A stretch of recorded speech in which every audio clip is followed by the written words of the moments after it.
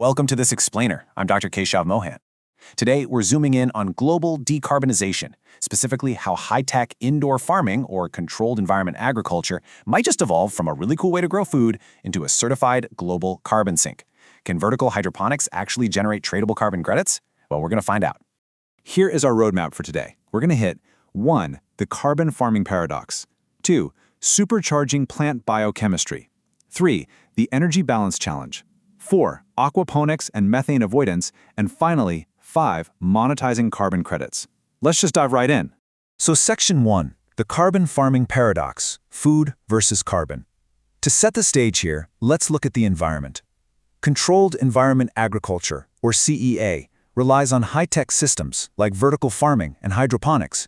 And look, these systems are absolute engineering marvels. They're primarily celebrated because they pump out massive amounts of food while using up to 95% less water than traditional farming. Plus, they need absolutely zero arable soil. But, and this is a big but, they demand a massive amount of grid energy to run the LEDs, the pumps, the heavy-duty climate control. Which brings us right to the core engineering paradox we've got to solve today. With all that electrical energy required to keep these facilities running, can energy-intensive indoor farms actually become carbon sinks? Normally, when we talk about biological carbon sequestration, we're looking at things like massive terrestrial forests or building up soil organic carbon. Taking that expectation and moving it indoors, it completely changes all the rules. Moving to Section 2, Supercharging Plant Biochemistry, the indoor engine. To really grasp how this works, we need to zoom all the way down to the micro level. We have to look at how manipulating the indoor environment drastically accelerates the biological engine of the plants, specifically C3 and C4 photosynthesis. Out in standard soil agriculture, plants capture atmospheric CO2 at nature's default unhurried pace. But indoors, we can completely hack that pace. To pull off this acceleration, we fundamentally change the atmosphere. Outdoors, ambient carbon dioxide sits at roughly 400 parts per million. Indoors, we crank that up to between 800 and 1200 ppm, all while strictly maintaining the vapor pressure deficit, which is basically the drying power of the air between 0.8 and 1.2 kilopascals. This incredibly precise calibration suppresses photorespiration in C3 plants. The result? Photosynthetic rates that are literally 200 to 400% higher than their field-grown equivalents. It's like putting the plants on overdrive. But, not all crops are created equal when it comes to fixing carbon. Fast turnover leafy greens can accumulate immense biomass in just 25 to 30 days.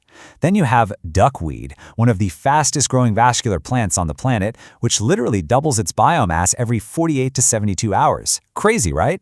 And hydroponic fodder systems grown on these hyper-fast 7-day cycles produce incredibly dense root and shoot mats. These high-performance crops act like biological vacuums, stripping carbon out of the air at astonishing speeds. However, we hit a massive biological bottleneck right here. Vegetables and fodder are, by design, short-lived. If these ultra-fast-growing crops are just eaten by humans or livestock, or if they're left to rot and decompose, all of that beautifully sequestered carbon, it's instantly re-released right back into the biogenic carbon cycle within weeks. It's a closed loop, which means at the end of the day, zero net carbon has actually been removed from the atmosphere long-term. So the absolutely crucial point here is that to achieve true long-term carbon removal, a facility has to execute very specific mechanical steps to lock that carbon away permanently. You generally have two pathways to do this. Step 1, you pivot your crop selection. Step away from the leafy greens and instead cultivate durable, high-lignin biomass. Think things like fast-growing dwarf, woody perennials, or bamboo. Step 2, you take the harvest residue from those crops and route it directly into a pyrolysis process for biochar conversion. That permanently traps the carbon in a stable, solid form that isn't going anywhere. All right, part 3, the energy balance challenge, life cycle assessment. Let's see how all this biology builds into the ultimate metric for monetization. Because it's one thing to scientifically prove a single plant absorbed some carbon. It is another thing entirely to prove to international carbon registries that your entire facility is climate positive. This is where the math gets totally uncompromising. A single carbon credit represents exactly 1 metric ton of net CO2 equivalent that has been removed or avoided from our atmosphere. To legally issue one of these credits, carbon accountants demand an exact equation, the net sequestration potential. You calculate this by taking the total photosynthetic carbon captured by your high-performance crops, and then you subtract all the operational emissions produced to run the facility. And here is exactly what must be subtracted from that capture number: your Scope 1, 2, and 3 emissions. We're talking your direct facility emissions, your purchased electricity, and your entire supply chain footprint. This is the ultimate additionality test. If your grid energy inputs, the juice for your LEDs, the HVAC, the logistics, outweigh the biological capture of the plants, you failed the test. You are a net emitter, and there is absolutely no way you can issue a carbon credit. That brings us to Section 4, aquaponics and methane avoidance, the multiplier effect.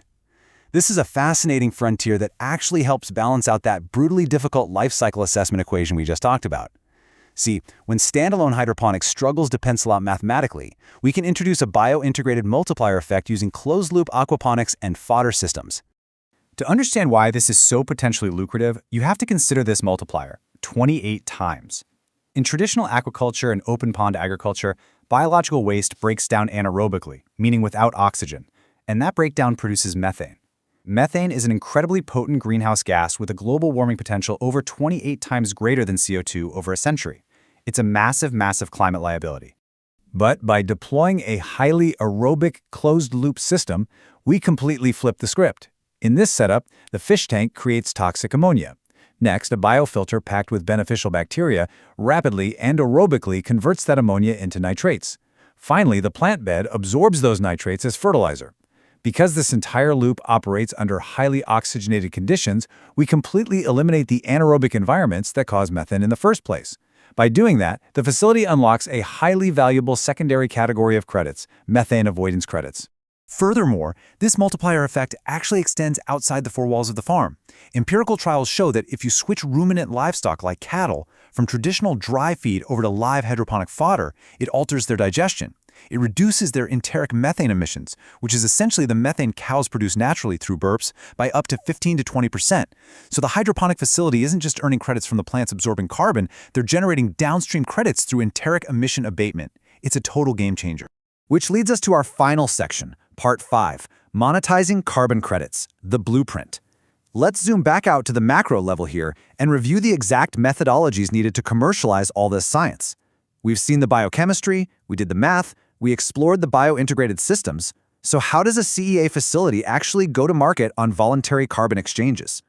Bringing it all together, there are 3 uncompromising rules an indoor farm has to follow to transform into an advanced biological carbon capture technology under international registries. 1. To survive that life cycle assessment and prove additionality, the facility must run on 100% renewable energy.